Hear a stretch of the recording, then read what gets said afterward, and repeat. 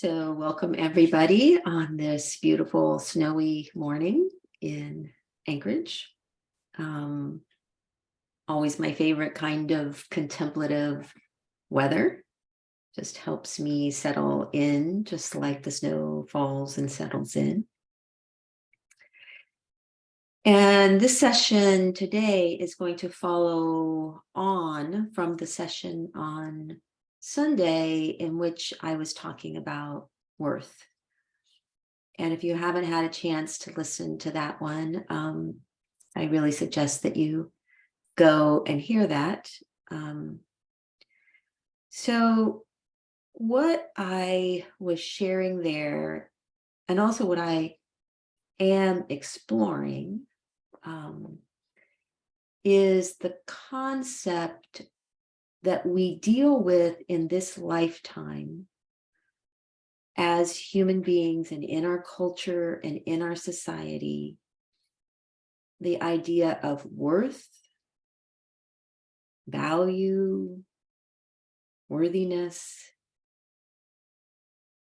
And you can see that it kind of invades every corner of our existence. We simply think in terms of worth and value. We subconsciously put not a monetary price tag on things, but we put a value upon most things, including other people.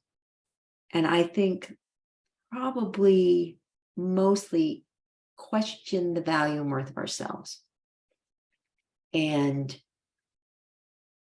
are constantly checking in to see, is what I do in the world worthy of being in the world?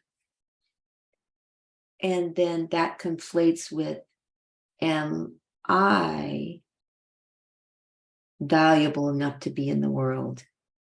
Am I worthy of my space here? And am I worthy of love? Am I loved? These are all the deepest human questions.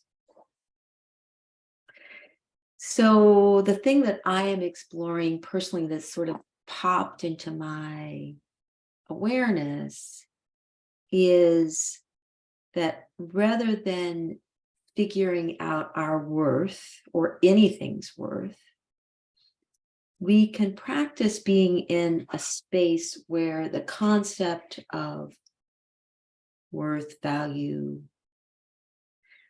doesn't exist. And so what I talked about on Sunday night was that we as humans are caught up in that system. It's how our culture works. But we can actually access a space beyond that. And one way that I can make it very simple for people to not have to think very hard about this, but actually experience it, is to say, what worth or value would you place upon your partner? What is their worth? What is the worth of your beloved pets, your family members? So the things that I'm naming here are the things that you truly love. What is the worth of the incredible beauty that we see out our window?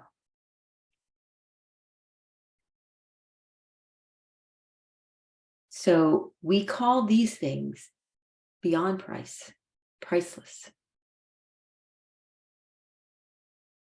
That says to me that there is a space beyond this concept that we use to navigate our world, called worth or worthiness or value. And this is the world we live in. This is the world that we are going to live in. And we've learned to navigate it using this worth and value concept. A problem arises is that we also apply it to our spiritual selves and also somewhat to the spirit of the earth or the world. We all know that people have capitalized upon resources in the world. We also know that people have to protect spaces that are beyond price in order to keep us from taking all that we as human beings call valuable from that space. But the spiritual realm plays by different rules. And we project our human and cultural rules upon that space. And so even in the spiritual realm, we ask, are we good enough? Are we attaining enough? How do I become better at?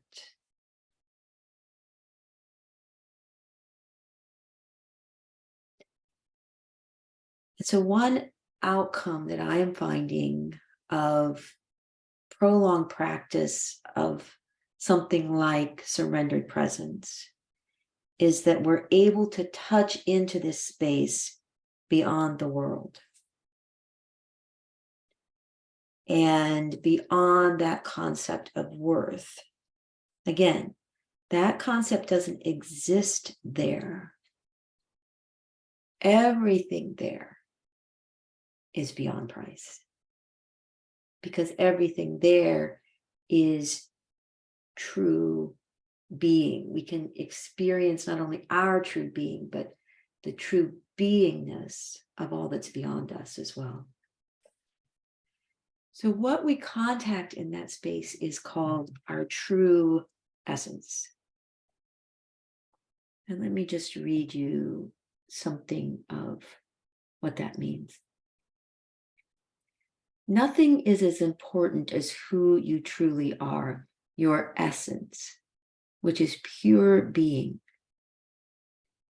Essence is in the world, but not of it, to quote a Sufi saying. Essence is not sensations, emotions, or mental events. It's like the gold in the rock. It's not the rock. It's in the rock. Essence, your truest being, is in our sensations, emotions, and mental events, but it's not contained by any of those. It's not limited by any of those. It's something else. So when we can get to the point of letting go, surrender, we are also coming to a place where we can experience our essence.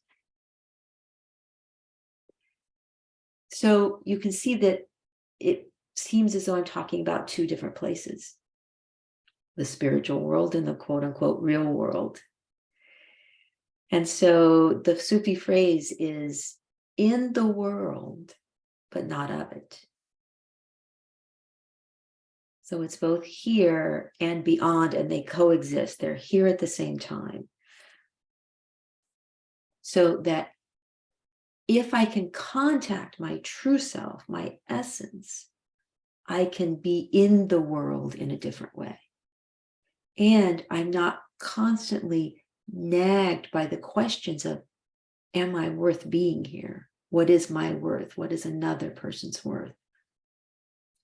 And believe me, it's a question that's at the heart of most of our angst about love or connection or action?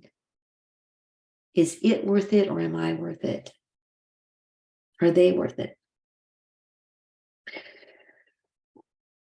So if we come into contact with true self repeatedly, we can begin to live out of that true self. So that's what we practice here. Yesterday, I was watching a short video from Point of View, and it was describing a woman who had taken part in a clinical trial with MDMA,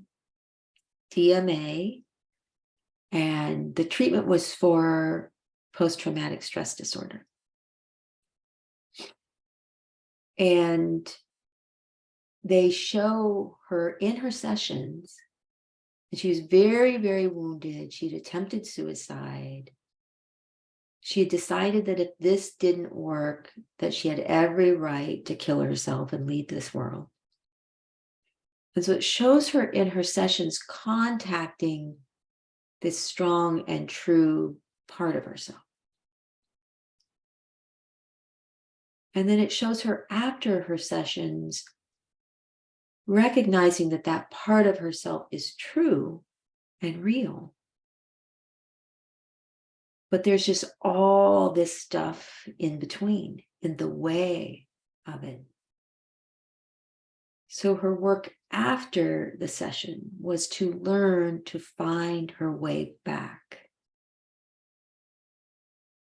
So no longer did she have to doubt whether that part of herself was there. She'd experienced it. And then her work was to constantly find her way back to her true self, to her essence. So that's what we do here. We practice to a place where we can truly feel ourselves and we can feel our essence.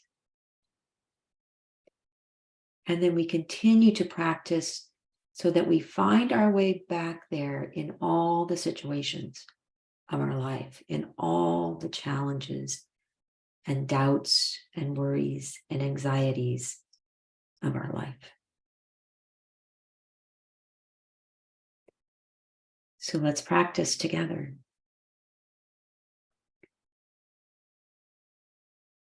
So I invite you to drop into your own experience.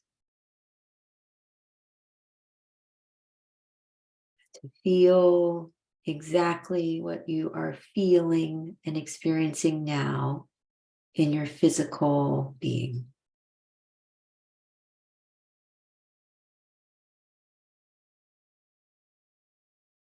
And this practice is simply to notice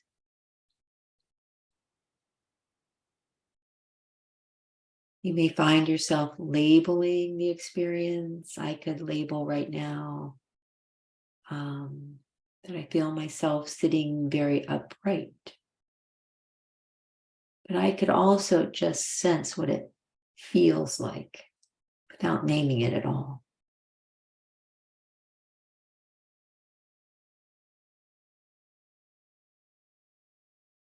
And this helps me to not give it a value judgment. It's good to set up straight. It's not good to set up so straight.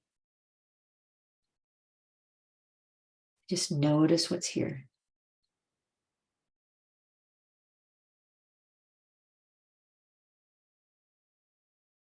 So just allow yourself to be drawn to different parts of your body and see what you notice.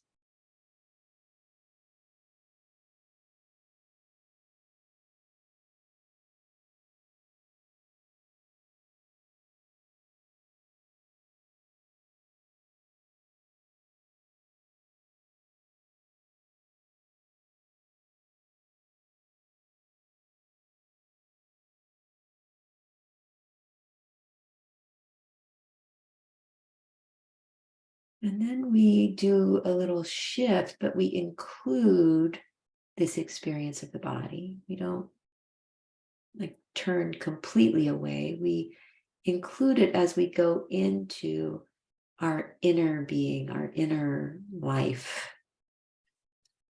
So that now we're including into our experience our sensations, our emotions, subtle feelings that aren't necessarily physical. Intuition is here.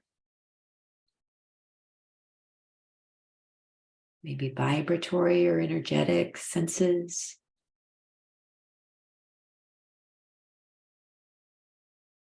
And mind is also here.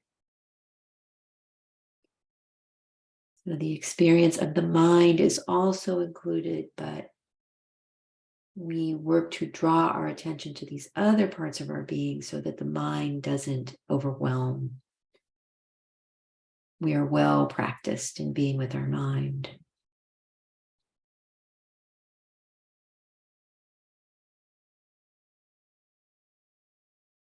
And again, you're noticing your inner experience of yourself without attempting to change anything.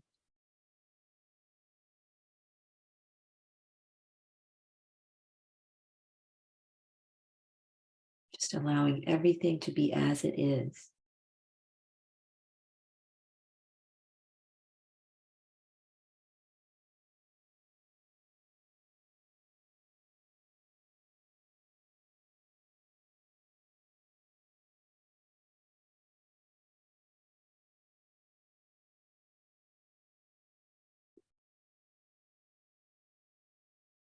And now we also include our outer environment. So now you feel where you are on the planet, beginning with the room you're in. And sense your surroundings, sounds, the temperature of the air, sights.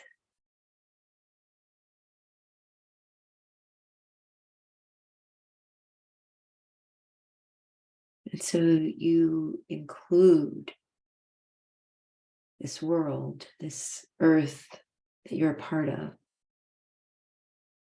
It's also your experience.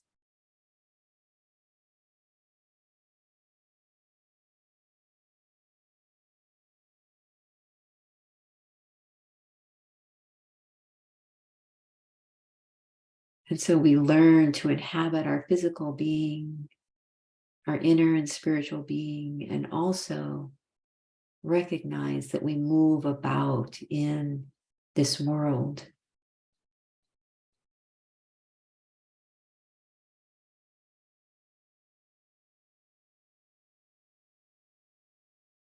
And we begin to feel our here-ness. Here I am.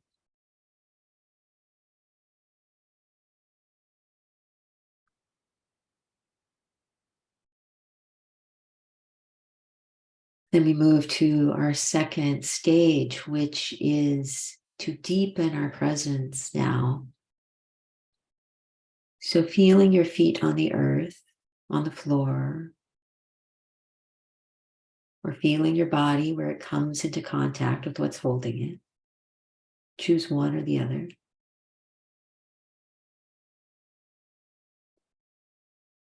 And then gently attempt to hold your awareness in the interface, in the space between your body and what it's coming into contact with.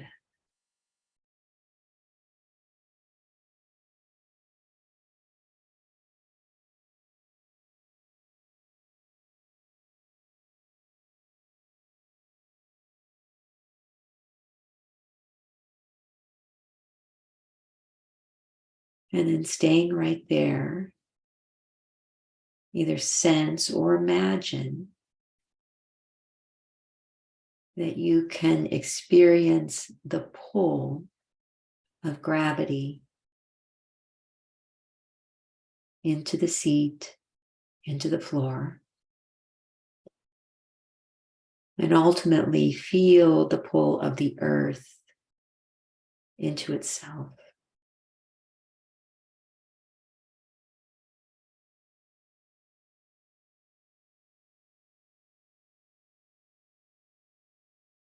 And experience the sensation of being held in place.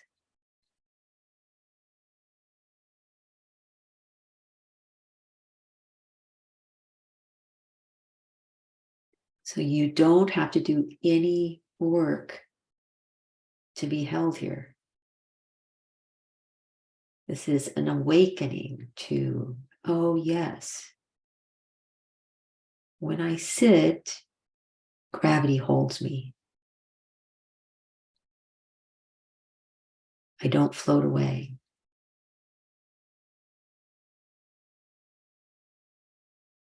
And because I don't have to hold myself, I can relax.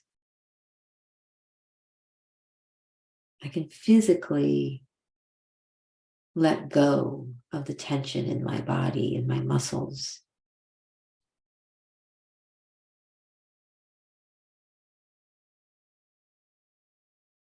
The earth's got me. It will hold me.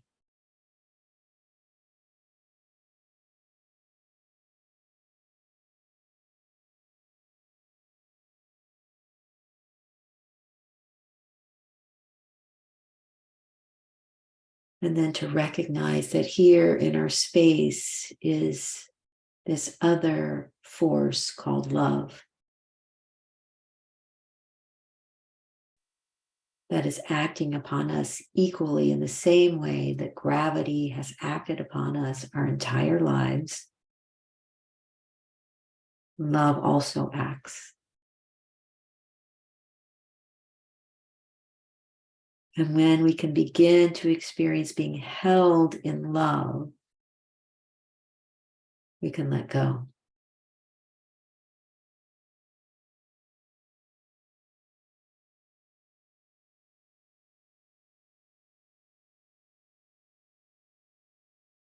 So, in the space of love and being held, we transition to our third stage, in which we allow the body to lead us more deeply into the experience, the sensation of relaxing and letting go. And we do that by simply observing the breath.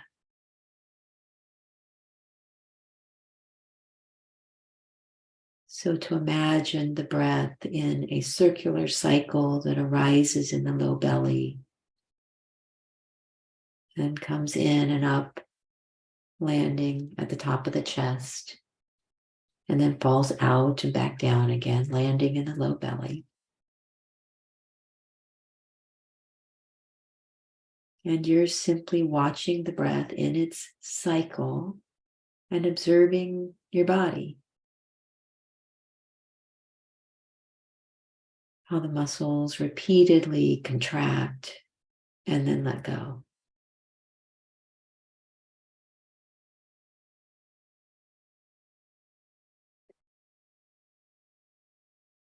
This is the physical sensation of surrender.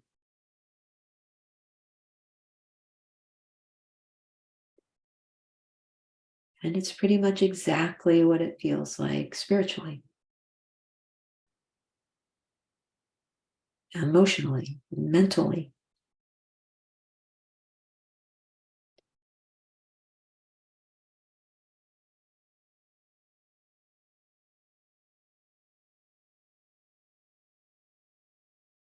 When we stop grasping, it flows out on its own.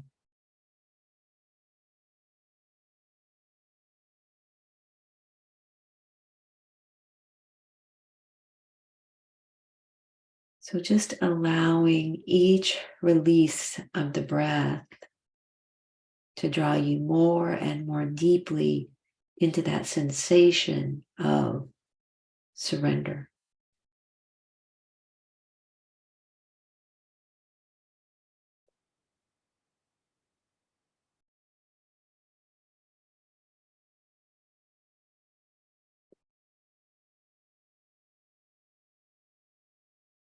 And then in the fourth and final stage, you just allow that breath to draw you into the space where you can surrender all of it.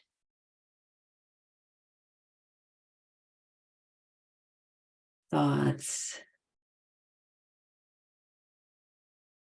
body tension, even any focus on breath, experience, any of it. This practice in surrender will draw you into a space where you can release all of it, or it is released for you. You're drawn into that space of pure being and pure love.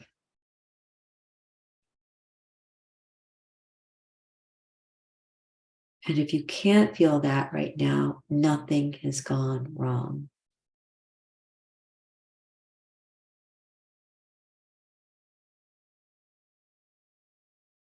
You simply return to your breath and the experience of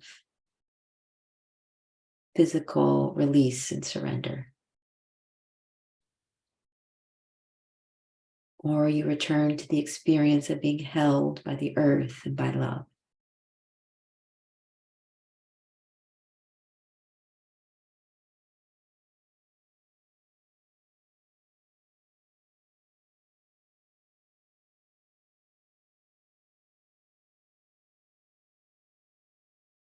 And only when you're stabilized in either of those spaces do you move on to the next stage and on until you feel like you really can just release yourself into love.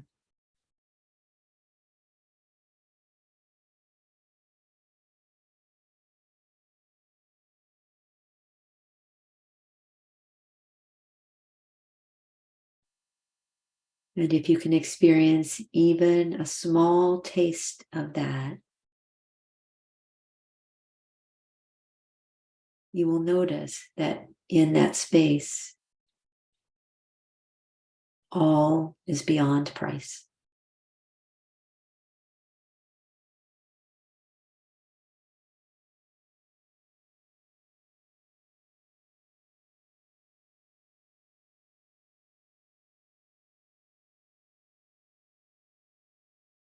Thank you all for practicing with me. I will see you next time.